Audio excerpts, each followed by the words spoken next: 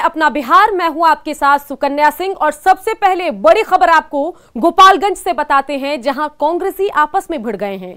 प्रदेश अध्यक्ष के सामने कांग्रेस कार्यकर्ता आपस में भिड़ गए। जरा तस्वीर देखिए किस तरीके से ये कार्यकर्ता जो हैं लगातार बहसबाजी कर रहे हैं। प्रदेश प्रभारी के सामने कांग्रेस कार्यकर्ताओं का हंगामा सार्वजनिक हो गया। सर्किट हाउस में बैठक के दौरान आपस में ही कांग्रेस के कार्यकर्ता उलझ गए और इन सब के बीच सबसे अहम बात यह रही कि मदन मोहन झा भक्त चरण दास के सामने यह हंगामा होता रहा।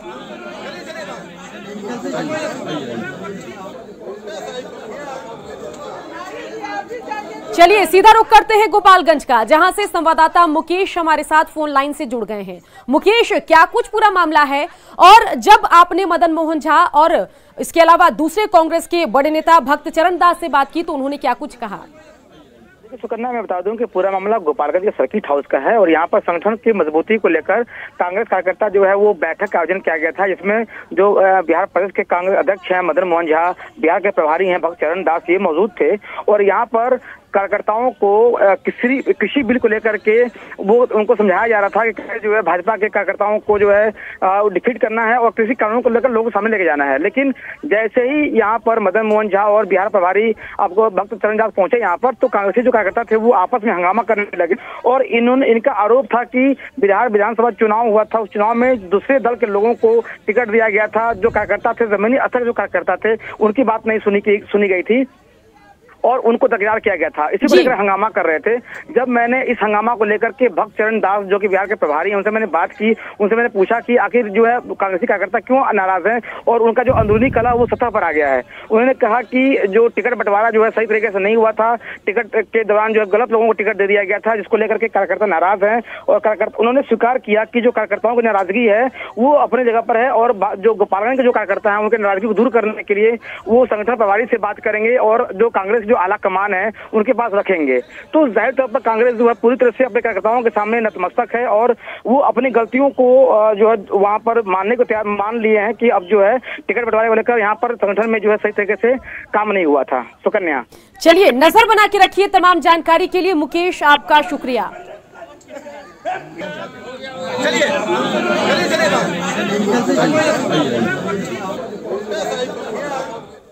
सनसनीखेज खबर नालंदा से, जहां कुशहर में 2 युवकों की हत्या की खबर आ रही है और सबसे हैरान कर देने वाली बात कि दोनों युवक की जो है उसके सिर गायब थे और अब राहत की बात यह है कि इनकी पहचान हो गई।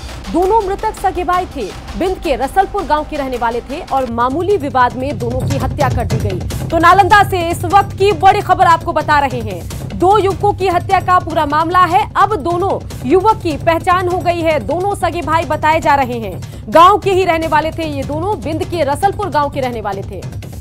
अभिषेक हमारे संवाददाता इसी खबर पर ज्यादा जानकारी के साथ फोन लाइन से जुड़ गए हैं। अभिषेक, क्या कुछ अपडेट जानकारी आ रही है, बताइए। जी बता दो कि 2 लोगों को सर काटकर हत्या करने के बाद वो मामले का खुलासा कर लिया गया और दोनों की पहचान कर लिया गया। दोनों युवक विभिन्न थाना क्षेत्र के रसलपुर गांव के रहने वाले हैं और ये मामूली सी विवाद को लेकर हत्या हुई है। दोनों ऑटो चालक हैं। सबसे बड़ी बात है कि दोनों को ऑटो बुक कराकर भाड़े पर ले जाकर उसे सुनसान इलाके में ले जाकर हत्या की गई है और ये थोड़ी सी मामूली सी विवाद में इस तरह से हत्या करना बहुत बड़ी जनघन्य अपराध माना जाएगा। जी चलिए, तमाम जानकारी के लिए आपका शुक्रिया।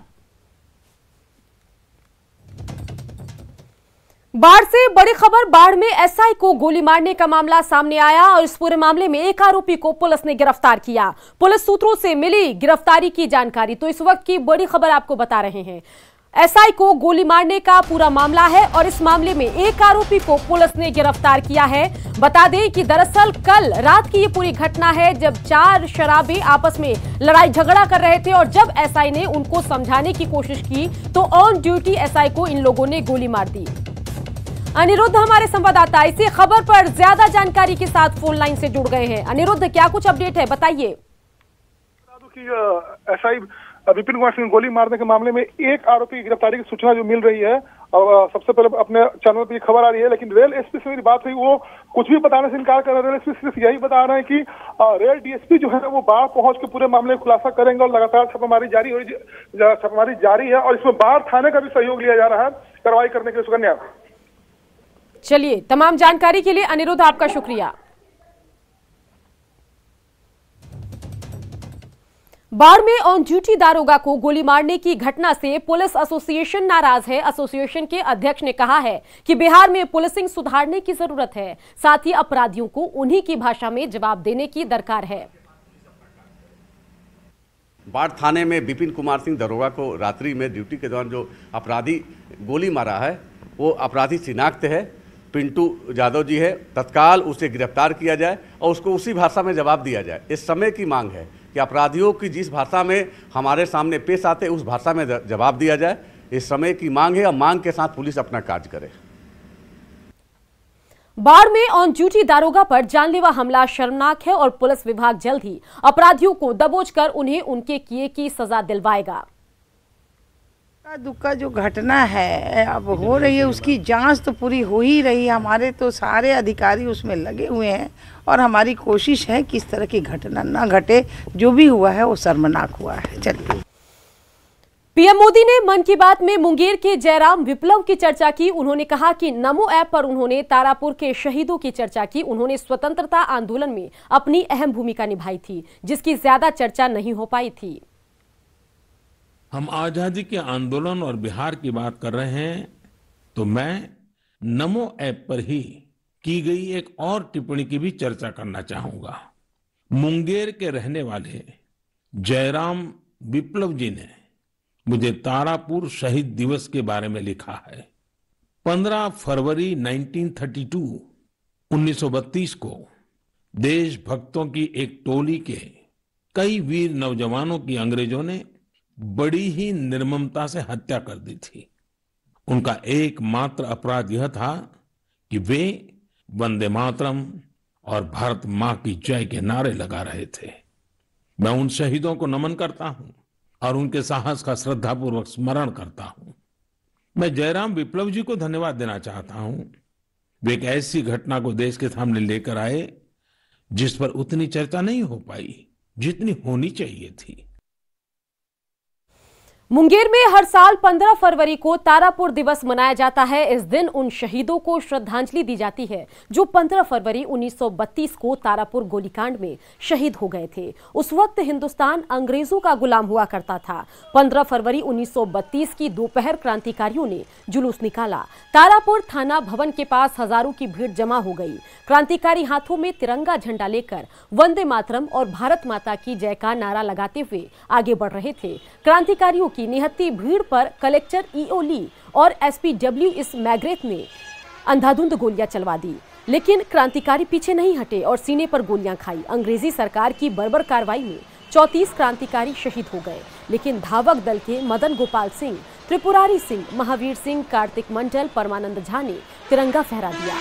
शहीदों में 13 की तो पहचान हुई, बाकी 21 अज्ञात ही रह गए थे। अंग्रेजों ने कायरता का परिचय देते हुए शहीदों के शवों को आनन फानन में सुल्तानगंज में गंगा में बहा दिया। मैं आपको बताऊं कि जालियांवाला बाग के बाद आज़ादी की लड़ाई में जालियांवाला बाग में जो लोगों ने शहादत दिया, जो वहाँ लोग शहीद हुए और एक उसको जो राष्ट्रीय स्मारक के तौर पर एक चिन्हित किया गया, एक सम्मान दिया गया, तो मैं आपको बताना चाहता हूँ निश्चित तौर से इतिहासों के तथ्य पर कि जालियांवाला बाग के बाद सबसे अधिक शहादत हमारे तारापुर के लोगों ने ही यहाँ थाना भवन पर झंडा फहराने में दिया था। मैं सबसे पहले प्रधानमंत्री नरेंद्र मोदी जी का आभार व्यक्त करता हूँ कि उन्होंने तारापुर शहीद स्मारक के प्रति अपना ध्यान आकर्षित किया और इसके लिए तारापुर की जनता पूरी उनके प्रति आभार व्यक्त करती है और तारापुर की जनता अपने आप को गौरवान्वित करती है और अपने वीर सपूतों के प्रति सच्ची श्रद्धांजलि अर्पित करती है।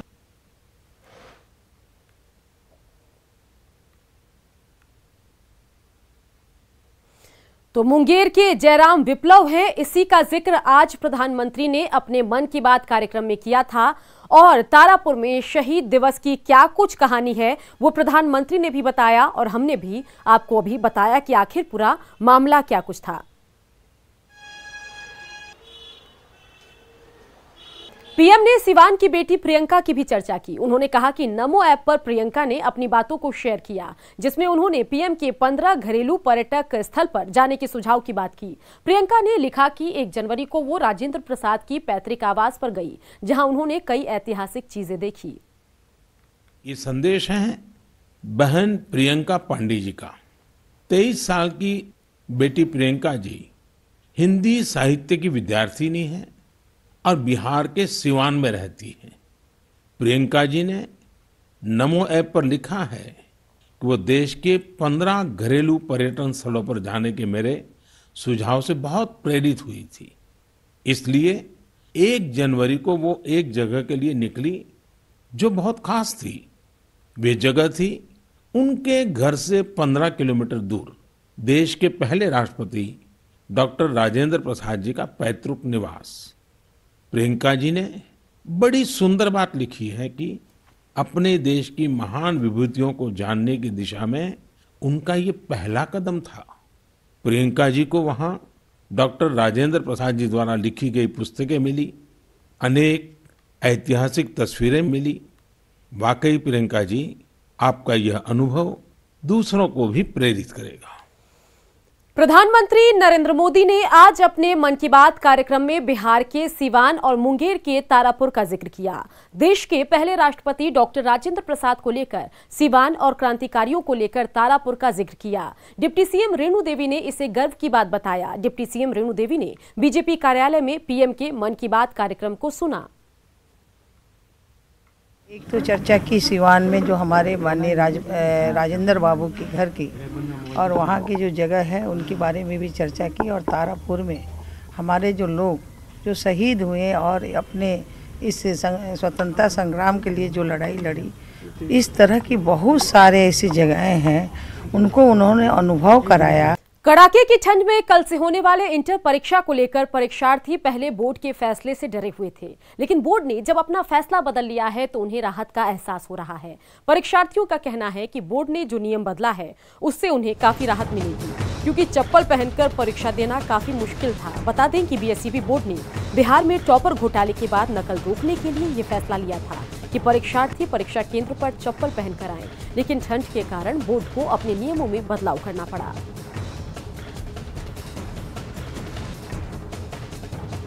आप बताइए कि बोर्ड ने जो फैसला लिया है, अब आप जूते मोजे पहन करके परीक्षा दे सकते हैं। ठंड में कितनी राहत है इस बार? आप इस बार तो राहत है, जूते मोजे पहनकर ठीक नियम निकाले हैं सर। ठीक है, अच्छा से दे सकते हैं इस बार एग्जाम। ये बताइए कैसी तैयारी चल रही है? अच्छी चल रही है, लेकिन सर पढ़ाई में थोड़ी एथी हुई है। 4 महीना पहले से पढ़ाई स्टार्ट हुआ, जिसमें स्कूल में तो पढ़ाई होता तो नहीं था, और उसके बाद से कोचिंग खुला, लेकिन उतना हम लोग के पास पैसा भी नहीं था सर। इसके वजह से कोचिंग कम किए हम लोग, और यही पढ़ाई सिलेबस पूरा भी नहीं हुआ है। और इस बार ठंड को लेकर के भी बोर्ड ने अपना नियम बदल दिया है, आप जूते पहन के भी जा सकते हैं। तो अच्छा किया है सर। इस बार नहीं तो हम लोग सोच रहे थे चप्पल पहन के कैसे जाएंगे ठंडा में। चप्पल पहन के जाना है, सुन के थोड़ा सा घबराहट हो रही होगी क्योंकि ठंड काफी है। हाँ, इस बार जूता पहन के जाएंगे तो अच्छा है, ज्यादा ठंड का महसूस नहीं होगा। तो इस बार काफी ज्यादा ठंड है, और सब सालों से ज्यादा मेरे को तो एलर्जी हो जाती है। कभी भी हो सकती है। ग्रामीण भी मुखिया चुनाव को लेकर जागरूक हैं। हमारी टीम वैशाली जिले के एक गांव पहुंची और ग्रामीणों के साथ गांव के मुखिया के पति से पंचायत चुनाव को लेकर चर्चा की। पंचायत चुनाव होने वाला है और जाहिर सी बात है मुखिया का चुनाव होने वाला है, पंचायत सेवक का चुनाव होने वाला है, और ये चुनाव वो चुनाव होता है जिससे हर गांव के लोग सीधा जुड़ाव रखते हैं, क्योंकि अगर गांव में विकास नहीं हुआ है तो मुखिया जी का कॉलर पकड़ा जाता है, काम अगर हुआ है तो मुखिया जी को धन्यवाद होता है, बाद में विधायक और एमपी के पास सवाल जवाब होता है, लेकिन शुरुआती दौर में अगर किसी सबसे ज्यादा जवाब किसी को देना रहता है तो वो है मुखिया जी। तो हम एक गांव में पहुंचे हैं, वैशाली जिला के गांव में पहुंचे हैं, और गांव वालों से हम ये बातचीत करके जानने की कोशिश करेंगे पंचायत चुनाव को लेकर सरगर्मी क्या है और गांव में विकास हुआ है या नहीं, कि मुखिया जी ने सब पैसे डकार लिए, ये जवाब भी जानना बहुत जरूरी है। काम हुआ है कि नहीं, पहले पंचायत चुनाव होने वाला है, क्या है गांव में तैयारी वगैरह? गांव में जो हमारा गांव का रोड था अपने 14 बिर्थ और 7 नीचे से करीबन 10 से 15 हजार फीट का जैसा मैंने काम करवा दिया। रोड बन गया। अच्छा, मुखिया है क्या आप? जी, आप हम मुखिया पति हैं। अच्छा, मुखिया के पति हैं। अच्छा, ये बड़ा अजीब लगता है कि मुखिया पति ज्यादा एक्टिव दिखते हैं, मुखिया नहीं दिखती हैं। ये अपने बिहार का एक संस्कृति है कि जो महिला जो है वो घरेलू महिला अधिकांश होती है और उनके पति ही अधिकांश काम कर करके, और वो भी वेरिफिकेशन करती है। कभी गए जैसे 2-4-10 लोग से बात की अधिकांश जगह, लेकिन आप ही जाते होंगे नहीं जी। ये तो है ना। बताइए, जिस राज्य में महिलाओं को पंचायत में आरक्षण मिल गया, आप वहाँ पे कह रहे, कोई बात नहीं, ध्यान रखिएगा कि आपकी पत्नी इस बार ज्यादा एक्टिव हो। क्या नाम है आपका? रोहित कुमार। रोहित जी, आपके गाँव में क्या क्या नहीं हुआ ये बताइए। अब मुखिया जी के पति बगल में, इसलिए डरिएगा, मतलब बताइए खुल के। देखिए, मतलब ऐसा तो रोड बना है इनके कार्य में। आगे बताइए, कमी क्या है? यहाँ कमी जो है, बाढ़ आ जाता है, मतलब नदी जब ज्यादा पानी होता है तो हम चाहते हैं कि वहाँ पे एक बांध बने। इस बार जो काम करे इनसे भी और बढ़िया थोड़ा ऊपर ले जाए। मतलब जो काम करे उसी को इस बार वोट मिलने वाला है। सही बात। बाढ़ घोषित हुआ लेकिन पैसा अभी तक आया नहीं। तो मतलब इसके लिए गलती किसकी लगती है आपको? मतलब जमा हम लोग वहाँ कर दिए, ठीक है ना, लेकिन सीओ मतलब वहाँ आज बिहान टाल रहे हैं, लेकिन अभी तक पैसा हम लोग को मिला नहीं। इसलिए मतलब एगो मंजू जी है केदार है, उनसे हम लोग को बात हुई, वो लगे हुए हैं, लेकिन सीओ अभी तक काम हम लोग को नहीं किया। मुखिया जी नहीं कुछ कर पाए? मुखिया जी भी गए हैं, लेकिन वो आज बिहान कर रहा है, लेकिन अभी तक काम सीओ नहीं किया। गाँव में बहुत दिक्कत है सर, इस गाँव में तो मत कहिए, पैसा सारा दे गया गरीब का 10,000, बाकी नहीं मिला अभी तक नहीं मिला। क्या दिक्कत है सर? सर यही बाढ़ का समस्या है और इसको दूर करने की सरकार की तरफ से ज्यादा जोर देना चाहिए। यहाँ केवल नल है, उसमें पानी नहीं, पानी का कुछ पता नहीं। मुखिया जी क्या कर रहे हैं? मुखिया जी इस पर जोर देते हैं। अब सरकार का व्यक्ति तो जानबे करते, अच्छा ठीक है, होगा आश्वासन, बस इसके सिवा कुछ नहीं। तो देखिए, हमने एक गांव में आकर ये जानने की कोशिश की और संजोग से हम इस गांव से गुजर रहे थे, तो हमने जानने की कोशिश की। संजोग से एक मुखिया जी के पति यहाँ पे मिल गए, उनसे हमने कुछ सवाल जवाब किया और कुछ लोग थे, कुछ संतुष्ट हैं, कुछ अपनी नाराजगी जाहिर कर रहे हैं। तो ये है आलम बिहार के पंचायतों की। जल नल कल योजना पे बड़ा सवाल खड़ा हो गया है और मुखिया जी को इसका जवाब देना होगा कि भाई उनके पंचायत में पानी क्यों नहीं पहुंची। बाढ़ वाले इलाके में कुछ ज्यादा ही समस्या है कि मुआवजा जितना मिला था नहीं मिला। तो फिलहाल एक छोटी सी कोशिश है कि हम लगातार पंचायतों, बिल्कुल नहीं मिला ना, बिल्कुल नहीं मिला। तो देखिए, हम तमाम पंचायतों में जाएंगे और जानने की कोशिश करेंगे पंचायत चुनाव को लेकर सरगर्मी कैसी है और मुखिया जी ने क्या कुछ अभी तक काम किया है। कैमरामैन राहुल के साथ आनंद अमृतराज, न्यूज 18 नेटवर्क, वैशाली।